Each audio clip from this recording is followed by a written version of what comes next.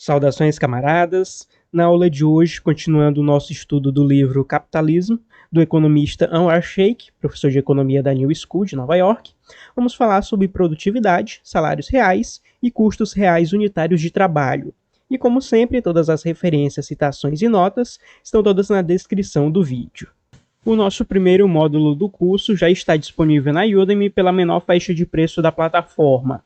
Trata-se de um estudo do livro Capitalismo, do economista e professor Anwar Sheikh, que considera o maior economista da economia clássica moderna, e este livro é sua principal obra, resultado de mais de 30 anos de estudos e pesquisas. Nesse primeiro módulo, vamos estudar os 3 primeiros capítulos do livro, o que dará cerca de 22 aulas. Por enquanto, temos disponíveis 5 aulas. A ideia é ir gravando e disponibilizando as demais aulas até totalizarmos as 22 aulas previstas nesse primeiro módulo.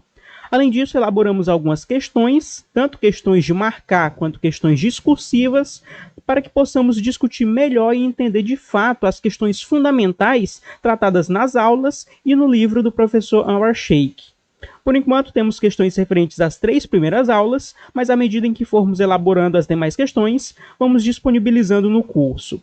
O link vai estar na descrição do vídeo e no primeiro comentário fixado, caso tenham interesse.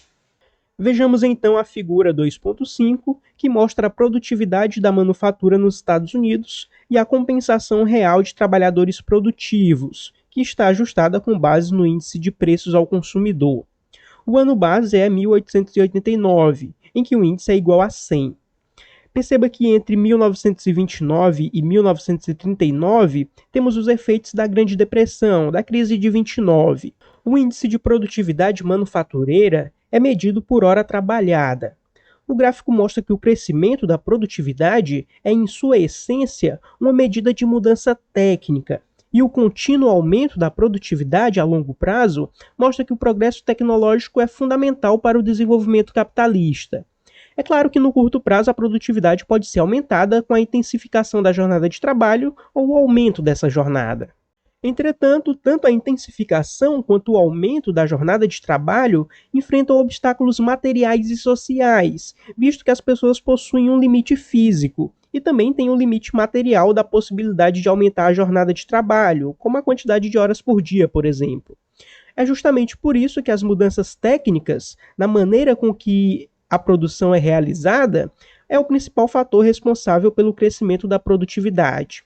As empresas capitalistas precisam da mudança técnica justamente por conta da competição, visando o aumento dos lucros. Sheikh vai tratar melhor disso no capítulo 7 do seu livro.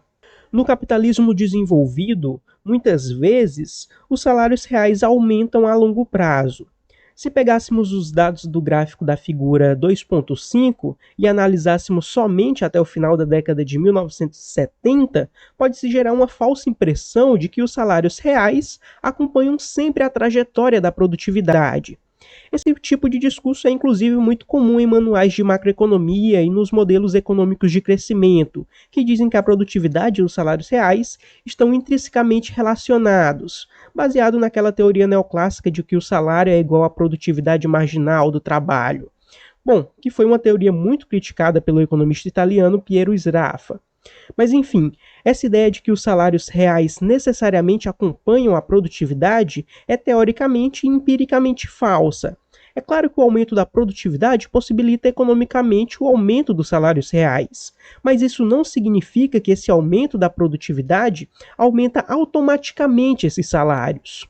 E como tudo que é sólido se desfaz no ar, podemos ver que a partir do final da década de 1970 e início da década de 1980, que é justamente o período de ascensão da doutrina neoliberal, liderada politicamente nos Estados Unidos por Ronald Reagan, que foi presidente dos Estados Unidos de 1981 a 1989, Reagan começou na década de 80 com um ataque direto aos direitos dos trabalhadores, e essa situação foi agravada ainda mais pela competição estrangeira.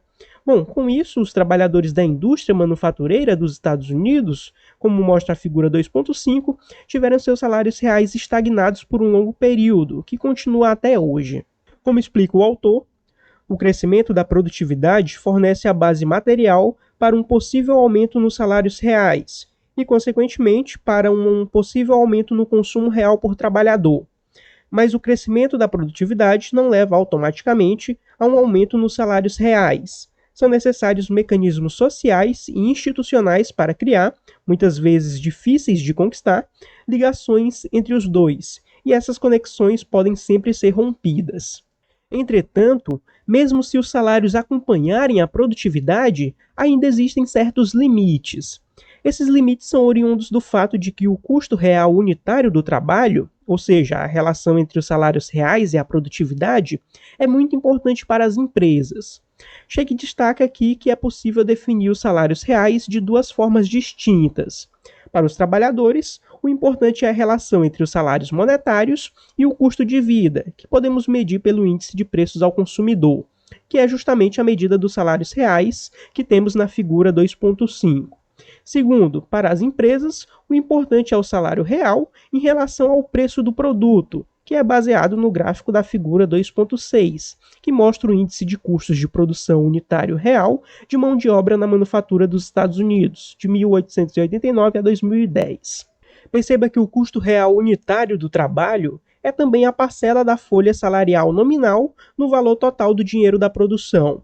Do ponto de vista individual da empresa, os custos com trabalhadores é um componente muito relevante nos custos totais.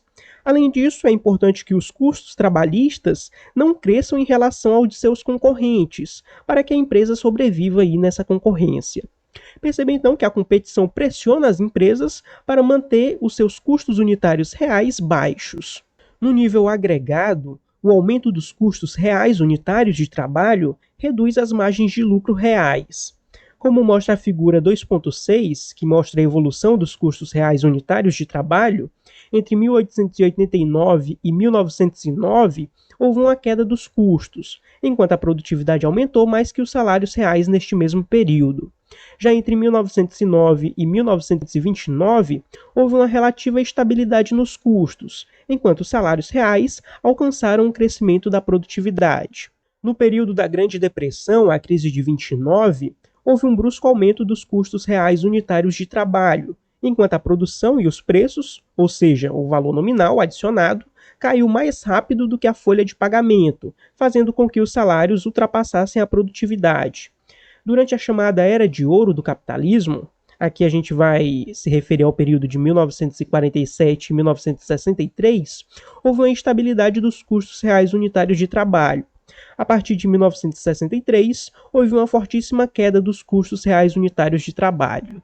E como explica o autor, a estabilidade dos custos reais unitários de trabalho na Era de Ouro levou à sensação de que os salários aumentam automaticamente juntamente com a produtividade. O subsequente meio século de declínio pôs fim a essa ilusão particular. A realidade é que a relação entre salários reais e produtividade sempre foi conflituosa e que o equilíbrio de poder entre trabalho e capital pode sempre mudar. E camaradas, com isso a gente encerra por aqui a nossa aula. Qualquer dúvida, fique à vontade para perguntar e até a próxima.